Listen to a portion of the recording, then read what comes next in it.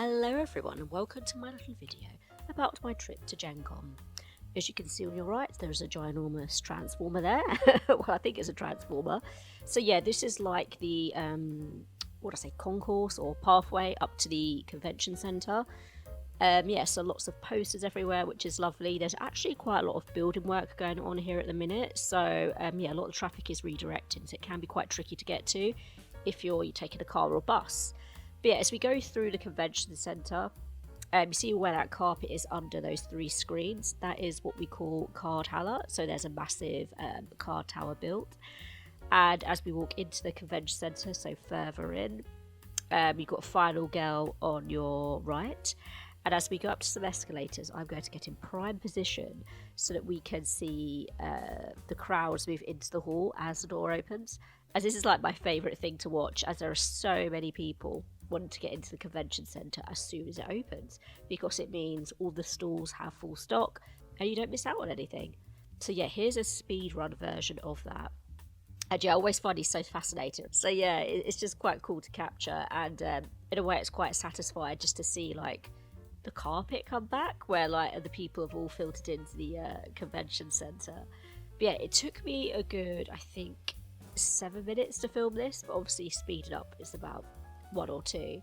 But yeah, you can see like the crowds are starting to thin out now, and yeah, when everyone's moved into the convention centre, it is, you can't believe there was like a massive crowd like that outside. But yeah, so next to there, I think you see it's a little flag for information. So there's a few people, I think, maybe asking for directions, potentially picking up coupon books. I think I've got a coupon book from there. I could be wrong though. But yeah, you can really see the crowd. It's pretty much nearly all dispersed now. There's a few latecomers. So at the top of my list for when I entered the convention centre was to get a nice new set of dice from Norse Foundry and a Game Master's Journal from Beadle and Grimm's. So these were items that were already quite high on my list for things to buy, and I would have considered buying them from the UK. So Gen Con was a way of me to basically avoid paying delivery, which is great because delivery from the US to the UK can be quite expensive.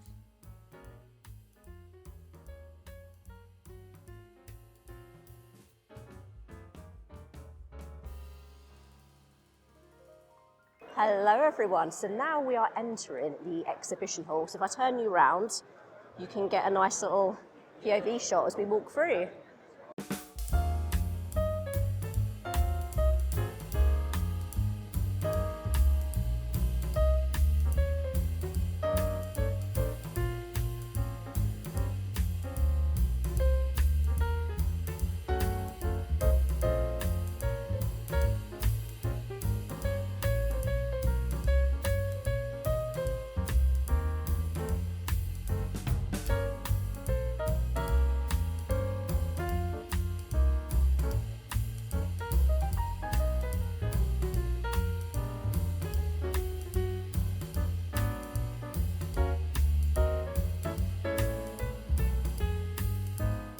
Hello everyone, so I'm on my way to Gen Con.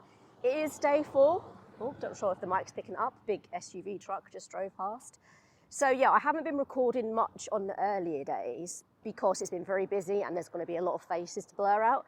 So I think if I do a quick chat en route, and today, the last day, I'm going to be doing lots of recording of booths and hopefully chatting to some lovely creators that are there. But we'll see, we might not be able to do that, but the booths will definitely be recorded. What I like most about conventions is the gorgeous hardback books you can get. So I'm just at Chaosium's stand, if that's how it's pronounced. And I do have a version of Pendragon, but there's this gorgeous book here I've had my eye on. So if you see, it's lovely gold foiling, beautifully illustrated. Core rule book, game handbook. There's a gorgeous Cthulhu Gaslight Keeper's Guide. So yeah, lovely, lovely books, beautifully illustrated.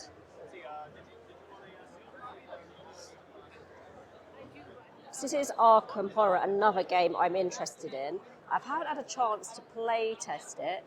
If I move you up here, here's what the box looks like. And yeah, looks pretty cool.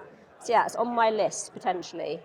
we can't get to the stand before we leave. The nice things that Cryptozoic does is they use the Cerberus engine as the basis for all of the deck building games.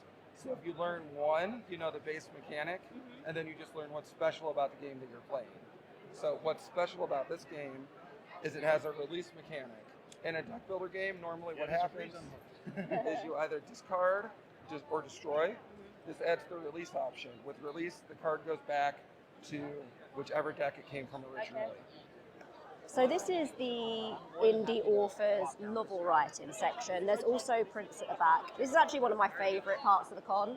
The authors are so friendly, and yeah, it's just really nice to chat to them, especially now I'm writing or making headway in my novel. So it's a really cool little place to hang out and chat to people, all things books, storytelling, and all that. Yeah, so I had a lovely time down here. So I'm at a solo game stand, and these are some of the games I'm buying. We have In Memory Of, which is a storytelling game about someone who's passed away. This one I'm finding out the mechanics. It's called Quiet Year. And this one looks pretty cool, Librarian's Apprentice. And what's the one you're getting? My husband is getting this one. Is this solo as well? No, it's 2 players. Oh, we can play that. So yeah, that's the dual player one. So this is the end of the video, and I thought I'd finish it with a lovely little clip of Norse Foundry's offerings. I ended up buying the Lapis Lazuli dice. So yeah, had a really good time, and see you in the next one.